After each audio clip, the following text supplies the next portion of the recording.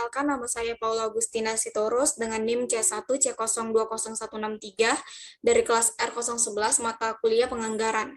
Di sini saya akan membahas materi penganggaran bab 7 yaitu penyusunan anggaran biaya kerja konversi dan anggaran beban usaha. Penyusunan anggaran biaya konversi. Anggaran biaya konversi adalah rencana biaya yang digunakan untuk merubah bahan baku langsung menjadi produk jadi. Biaya tenaga kerja langsung atau BTKL dan biaya overhead pabrik disebut sebagai biaya konversi. 1. Penyusunan anggaran biaya tenaga kerja langsung. Anggaran biaya tenaga kerja langsung meliputi taksiran keperluan tenaga kerja yang diperlukan untuk memproduksi jenis dan kuantitas produk yang direncanakan dalam anggaran produk. Anggaran biaya tenaga kerja langsung merupakan salah satu unsur dari harga pokok produk. Harga pokok produk adalah salah satu biaya yang berkaitan dengan produk. Oleh karena itu, anggaran biaya tenaga kerja langsung diperlukan dalam pengharga pokokan produk per unit. Rumus yang dapat digunakan dalam menyusun anggaran biaya tenaga kerja langsung atau biaya tenaga kerja langsung standar sebagai berikut. Anggaran BTKL sama dengan JKST dikali TUST atau P dikali BTKLSP. Biaya tenaga kerja langsung standar per unit produk. Biaya tenaga kerja langsung standar per unit produk terdiri dari jam tenaga kerja langsung dan tarif upah standar tenaga kerja langsung. Jam standar tenaga kerja langsung atau JSTKL adalah taksiran sejumlah jam tenaga kerja langsung yang diperlukan untuk memproduksi satu unit produk tertentu. Sedangkan tarif upah standar tenaga kerja langsung atau TUST adalah taksiran tarif upah per jam tenaga kerja langsung. Tarif upah tenaga kerja langsung atau TUST dapat ditentukan atas dasar A. Perjanjian dengan organisasi karyawan, B. Dapat upah masa lalu yang dihitung secara rata-rata, dan C. Perhitungan tarif upah dalam operasional normal. Cara menentukan jam standar tenaga kerja langsung ada lima. Yang pertama, menghitung rata-rata jam kerja yang dikonsumsi dalam suatu pekerjaan dari kartu harga pokok periode yang lalu. Yang kedua, mencoba jalan operasi produksi di bawah keadaan normal yang diharapkan. Yang ketiga, mengadakan penyelidikan gerak dan waktu. Yang keempat, mengadakan taksiran yang wajar. Yang kelima, memperhitungkan kelonggaran waktu untuk istirahat, penunda kerja yang tak bisa dihindari dari faktor kelelahan. Berikut adalah contoh sederhana BTKL.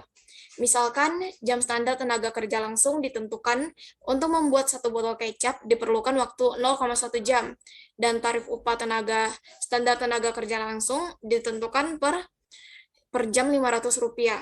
Dengan demikian, biaya tenaga kerja langsung standar per unit produk untuk membuat satu botol kecap sama dengan 0,1 jam Rp500 dibagi Rp50. Setelah jam standar tenaga kerja langsung ditetapkan, kemudian disusun jam kerja standar tenaga kerja langsung dipakai. 2. Penyusunan anggaran biaya overhead pabrik. Anggaran biaya overhead pabrik adalah suatu perencanaan yang terperinci mengenai biaya-biaya tidak langsung yang dikeluarkan sehubungan dengan proses produksi selama periode yang akan datang, yang meliputi jenis biaya, waktu, serta tempat di mana biaya tersebut terjadi.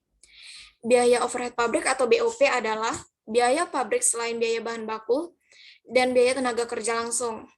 Biaya pabrik adalah biaya yang terjadi di pabrik. Periode ini meliputi biaya bahan baku, biaya tenaga kerja langsung, dan biaya overhead pabrik.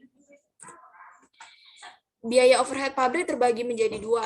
Yang pertama, biaya overhead pabrik variabel, yaitu biaya overhead pabrik yang dipengaruhi oleh besar kecilnya volume kegiatan produksi. Sedangkan biaya overhead pabrik tetap merupakan biaya overhead pabrik yang besar kecilnya tidak dipengaruhi oleh besar kecilnya volume kegiatan produksi. Yang kedua, penyusunan anggaran beban usaha. Beban usaha atau operating expense adalah beban kegiatan pokok perusahaan yang tidak terjadi di pabrik, selain harga pokok penjualan atau cost of sales. Beban usaha ini terdiri dari beban penjualan dan beban administrasi dan umum. Beban usaha terbagi menjadi dua. Yang pertama, beban penjualan yang merupakan beban yang terjadi untuk kepentingan penjualan produk utama. Beban penjualan ada yang bersifat tetap dan tetapi ada juga yang bersifat variabel. Sedangkan beban administrasi dan umum merupakan beban yang umumnya terjadi pada bagian personalia, bagian keuangan, dan bagian umum, seperti beban gaji pemimpin dan staf, beban depresiasi peralatan kantor, beban pernik kantor, beban pemeliharaan kantor, dan beban umum lainnya. Beban administrasi dan umum biasanya bersifat tetap.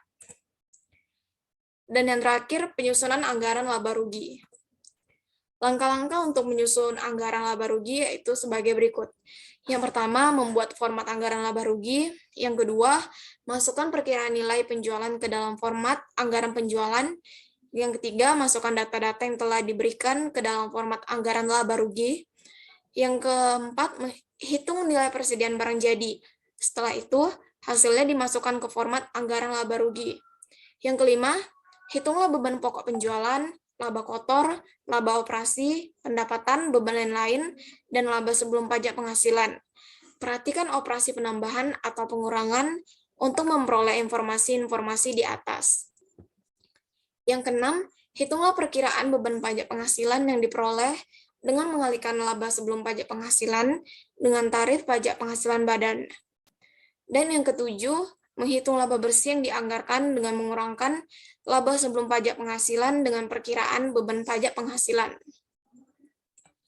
Baiklah, sekian presentasi saya mengenai bab 7 penyusunan anggaran biaya konversi dan anggaran bahan beban usaha. Lebih dan kurang saya minta maaf. Terima kasih.